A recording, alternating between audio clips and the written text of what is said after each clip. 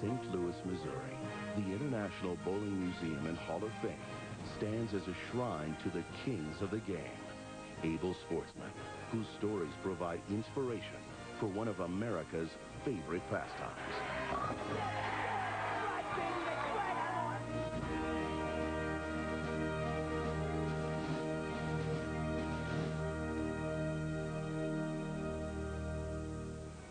From balls to bags, shirts to shoes, pins to perfect games.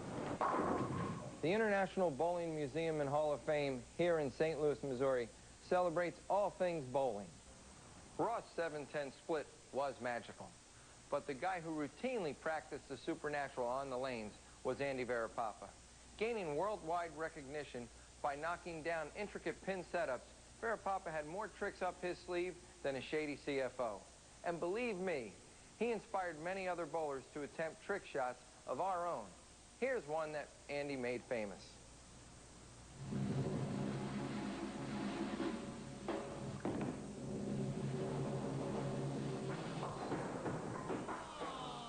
Hey, who oiled these lanes anyway? Excuses aside, these trick shots are even harder than they look, but somehow they were second nature to Andy Varipapa. Andy Varipapa's link to the sport of bowling is everlasting. Born in Italy in 1891, Varipapa sent his first ball rolling down the lanes of Brooklyn in 1904. Over most of the 20th century, Varipapa starred as both a trick shot artist and winner of 17 pro tournaments. But his path to the Hall of Fame was illuminated by his one-of-a-kind personality. Thank you very much, Andy. I'm going to see you next week right here, okay? Well, at these prices, I can't afford to stay away. He doesn't look like a superstar. He doesn't sound like a superstar. He's just a nice man who seems to be proud of what he's doing and very pleased that you're pleased with it, too. Oh,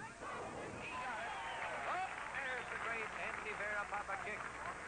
He had this engaging smile, outgoing personality. Everybody loved him.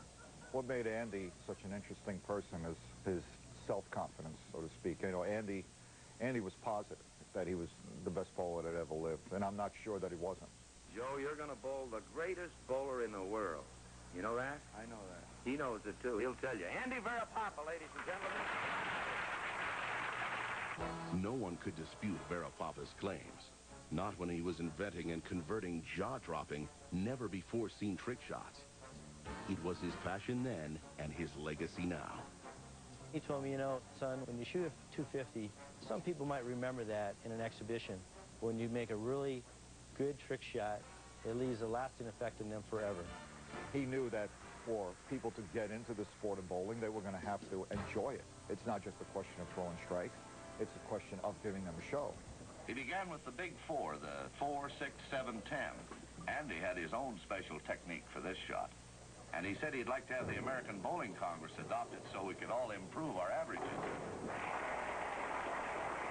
Then Andy showed us the Sunday driver, a fellow who drives all over the road, even on the left-hand side. Along comes a fellow in a hurry to make a bowling date and cuts off the Sunday driver at the crossing. He did phenomenal things with a bowling ball, and to this day, I watch the shots that he made, and I don't know how he did it. I mean, I don't know how he was able to do the things that he did. He hits 1, 2, 3. Then he showed us his carom shot. He hits the first pin on the right, the next on the left, and the last on the right. There's one shot that doesn't matter how many times I tried it, I can never make it.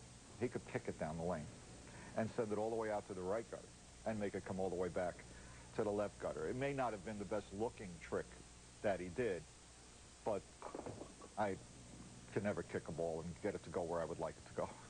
Through the tunnel. Watch the last pin. I'm sure making these trick shots did not come second nature to him. I'm sure he spent hours and hours practicing them. Andy seemed to be at the right place at the right time and really loved it. And so when Hollywood decided that with so many bowlers all over the country, they ought to do some shorts to put in the theaters all around the country. Millions Millions of Americans are rabid bowlers, and most of them think of Andy Varapapa when they think of bowling perfection. In the 30s, they shoot one called Strikes and Spares, and bang, the man is known throughout the country as the trick shot artist. Not only was Varapapa larger than life on the screen, but also in the eyes of those who followed in his path. Most pro bowlers today have a trick shot or two they've adopted from the Varapapa arsenal. One of Andy Varapapa's famous shots was 2 balls and 2 hands making a 7-10. I have my own adaptation of that.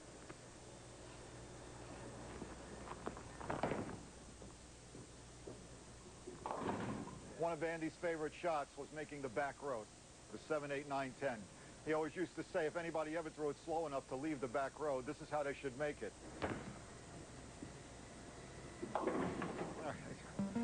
While Varapapa had gained stardom for his trickery on the lane, he craved more out of his career. He always wanted to be known as a competitive bowler. He resented, they would call him the clown prince of bowling. He says, I'm not a clown. He says, I'm an artist who has perfected his shots. But could this artist, now in his 50s, step away from the bowling sideshow and onto its legitimate stage? The legendary Andy Varapapa is one of the Bowling Hall of Fame's most charismatic figures. His wide smile and gregarious nature endeared him to fans of the sport, and his incredible knack for converting trick shots garnered him worldwide acclaim. But as the decade of the 40s rolled around, Varapapa was feeling pigeonholed and wanted the respect earned by legitimate bowlers. He's now very famous. He's been on a few newsreels in the 30s and the early 40s, and you don't do that without being rather skilled, but I think it took away from recognition.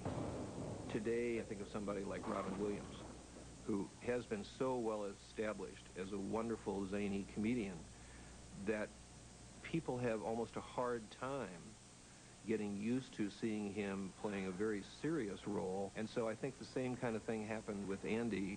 In 1946, on a mission to prove his competitive legitimacy, Varapapa accomplished a feat as dynamic as one of his legendary trick shots. He has a double. If Varapapa strikes, he will be the winner. Watch it.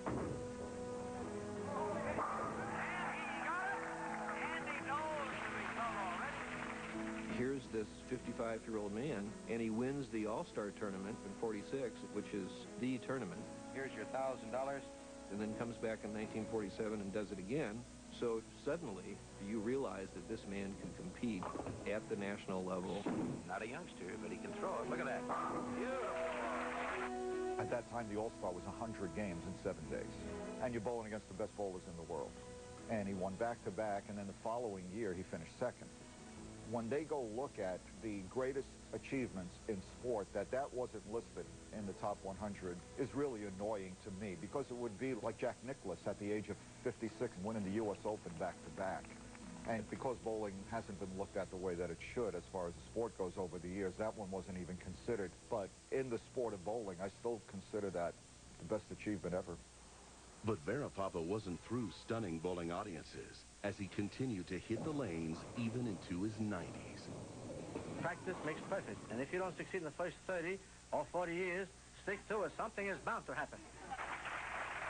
He probably is in the Hall of Fame first because he was, for the middle of the century, a man who really made a difference in making the general public aware of the game. I take credit that I put the bowling business on the map.